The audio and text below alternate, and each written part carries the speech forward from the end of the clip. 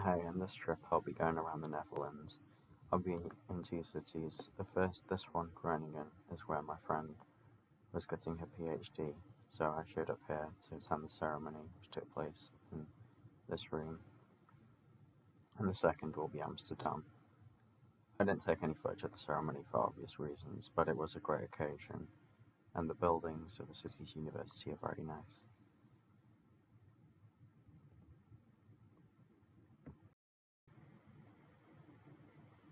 Groningen has been a part of the Netherlands since its inception in 1581, and some of the buildings in the historic town centre date back even further, the one ahead in parts dating to the 1500s.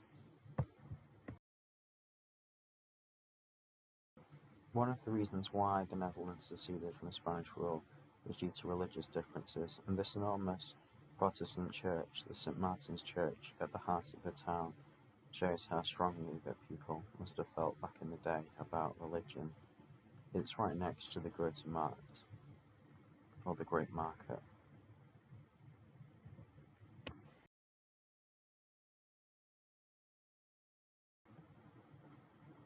Today things are a bit calmer, and the area beside the church is now a park which is really quiet and tranquil.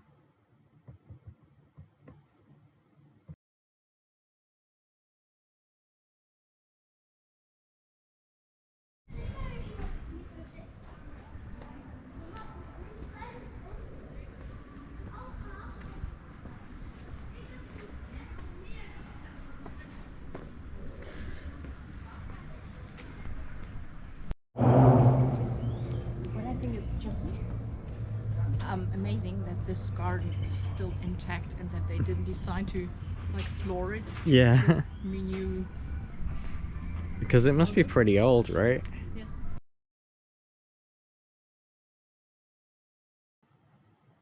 Between the people with me, we must have spoken about 5 different languages fluently, but none of us could really understand what was written on the sundial because it was in Dutch and Latin.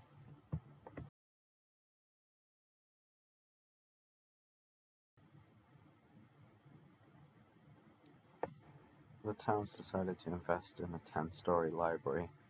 I'm not really sure why, but it does have fantastic views from the top, especially because most of the Netherlands is flat as a pancake. You can see right into the distance.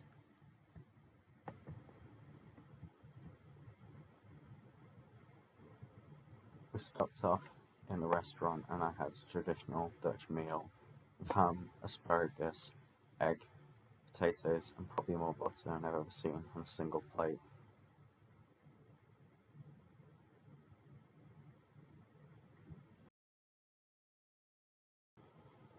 Finally, I made it to the station.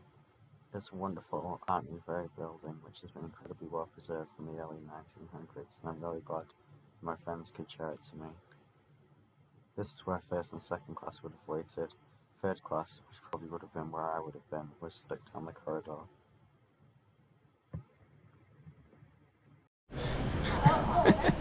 Probably they also wanted to get more, yeah, like McDonald's. Yeah. Yellow. Yeah, I don't know if you could really see it well in the last clip, but they painted around all the windows of the house in McDonald's yellow. I don't know what they were thinking. Anyway, that is time to leave Groningen. I'm catching the train out now to my next destination, which is Amsterdam. Just heading through Utrecht Central. Now this, Brussels, is how you do a train station.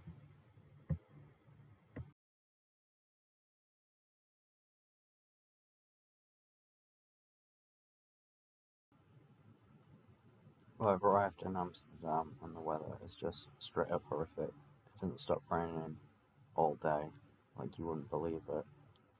Worse than England by far. A lot of the city is these sort of council houses, which you can see here. There's like street after street of them, and I've got to admit, it doesn't look great in the pouring rain.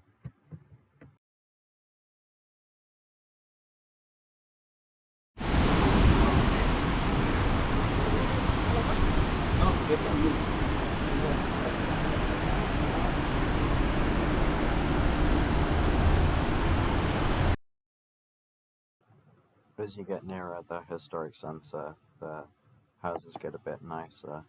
And they probably should do, because most of the flats here are more expensive than you'd pay in Paris. It's like upwards of 500,000 euros for a flat.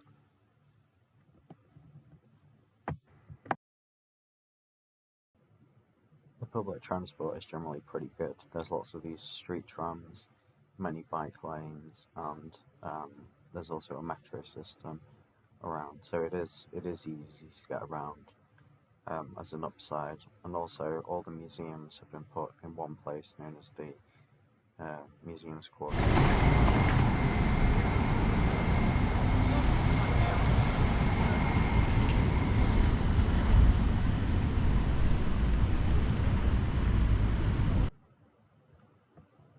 Well, no prizes for guessing which bit of town this is. It's obviously the Museum Quarter. They've got quite an interesting collection of museums here. This one is known as the Stedelijk Museum. I'm not sure if I'm pronouncing that quite correctly, but this is the Modern Art Museum. It's quite well done. This section is dedicated to female artists who were often banned from some of the practices that male artists could do. And there's also another section which celebrates artists from overseas. You got this young chap looking pretty fly here, back from the 1930s. You don't tend to think of the Dutch as a major force in art, but there was, of course, Mondrian, who had this very geometric style, and some of these pieces seem influenced by him. There's also quite a few interesting stories about Jewish artists who were forced to flee under the Nazi occupation. I think this lady was one of them. That's obviously a very traumatic time for the country. And there was also part of Dutch history which I didn't know very much about, which you'll see in the next room, around the Dutch colony of Indonesia. Here you could see some of the shadow puppets that are an important part of the culture. And the Dutch hung on to this colony for a very long time, into I think the 40s or possibly even later. And traditional textiles of this region had an interesting influence back on Dutch artists in the Netherlands themselves. There's an interesting interchange going on there.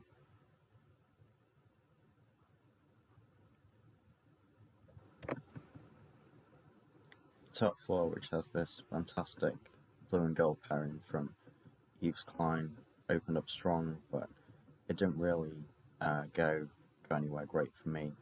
A lot of the rest of the floor was devoted to modern Dutch furniture designs, which is not something I'm particularly interested in, and also to left-wing protest movements from the 60s and onwards. They had a lot of posters. I think this kind of thing's been done, in a lot of the US museums, like say MoMA in New York, and it's obviously been a big influence on what's shown in this museum here.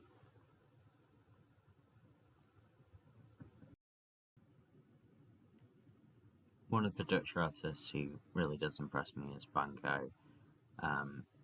Van Gogh originally wanted to be a peasant painter and paint rural scenes of Dutch life, and throughout his career he was very inspired by nature. Here you can see some early works by peasant painters who would have such a formative influence on him. Van Gogh grew up as the son of a pastor in a fairly nice house, which you can see here, but he was keen to get away from this and follow what he believed to be his vocation as a painter, which he discovered at the age of 27, particularly going out and painting the working people you can see in these pictures here. This didn't go down too well with his family, who'd hovered on sort of the edge of respectability for a while, and here you can see his father's Bible, and next to it Van Gogh's own copy of Zola, which he viewed as a sort of modern Bible, Zola being a trendy French author. Naturally, this didn't go down too well with his strict parents, and Van Gogh soon looked to move to France, where he met many of the Impressionists whose works you can see here, such as Pissarro and Monet, and he would be heavily influenced by these new techniques that they're coming up with in painting. Here you can see a glass of absinthe, the artist's drink of choice at the time, as well as a rather interesting self-portrait with some pointillist influences. And these scenes of Montmartre, which was the artist's quarter of Paris, show a very experimental style and how he was being influenced by a lot of new techniques being cooked up in Paris at the time. As well as traditional artist subjects such as these still lives of books or fruits or vegetables, new influences from overseas were pouring in at this time, in particular from Japan, which really impressed Van Gogh. And you can see from some of the works which are coming up in just a second, particularly his drawing there of a courtesan which he got from a magazine, that this new style was very exotic and very different to what had been seen in European art before. You can see on the left there's also another Japanese woodblock print that he'd copied into paint, and this inspiration with a focus on cherry blossoms and so on was also translated by Van Gogh into a Western style that was almost his own. You see kind of the Eastern and the Western styles coming together in a really interesting format in the later half of the 19th century. But Van Gogh's heart was always for the countryside, whether that's in the south of France, which you can see in the pictures here, or back home in his native Holland. He did a few seascapes as well. This is again from France, and you can see a great emphasis on the colours of blue and gold, which you've seen in that Yves Klein pairing earlier, that really, bring out something, a real unique contrast in the picture. Van Gogh's most famous work, of course, is Sunflowers, which are actually in a state of decay, and I never realised that until today when I heard it on the audio guide. Van Gogh was part of the French art scene, as mentioned before, and his work would influence many of his contemporaries, including Gauguin, and some of those shown here, getting artists to go out to nature and drink it in, particularly playing off these bright colours. I think this is a self-portrait of Gauguin here. You can see the kind of gold colours which were such a key part of Vincent's style. Van Gogh was also famous for his mental instability, and there's a famous story of him cutting off his ear towards the end of his life. He lived the last few years of his life in this little house studio you can see here, before he was eventually committed to a medical facility. This was probably where he was happiest in his life. He was free to paint on the top floor, and he would take his meals in the restaurant just next door. And the contrast between the life that he led and his brother, he was a more successful middle-class art dealer. You can see some of his paintings that he had from his collection here. Could not really have been more stark. Vincent's brother was incredibly supportive throughout his life. He wrote him many letters, and he really tried to promote his works, even though Vincent didn't really enjoy much success in his lifetime. And even towards the end of his life, when he had his mental breakdown and had a last frenzied push of works, Theo was right there supporting him. You can see some of these works here, and I'd never really noticed it before. But this was a man who, you can see in these canvases on the walls, is really painting for his life, especially when you see all the canvases together like this. And some of these works, like this irises here, are just fantastic, and he was painting at a rate of knots. He was painted around 75 canvases in the last 70 days of his life, which, if you've seen someone paint a single canvas, you'll know how much work that is. He was just throwing everything into his work in the hope that it could get him better. And it's a really moving experience, just standing here and seeing him, with his paintbrush and the sky that he loved and the fields, just really pouring his out onto canvas.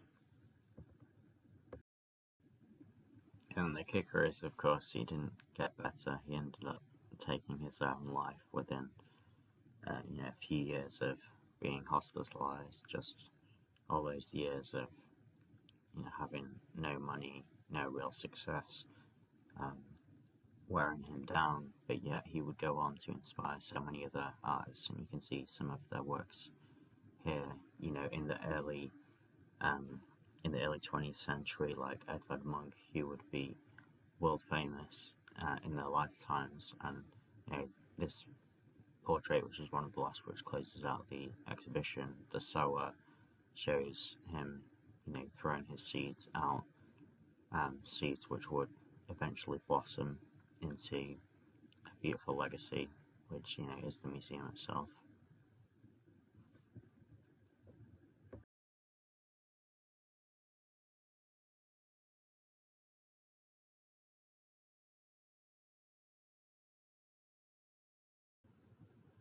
And that ends the first day in Amsterdam. I'll be back with a few more adventures later.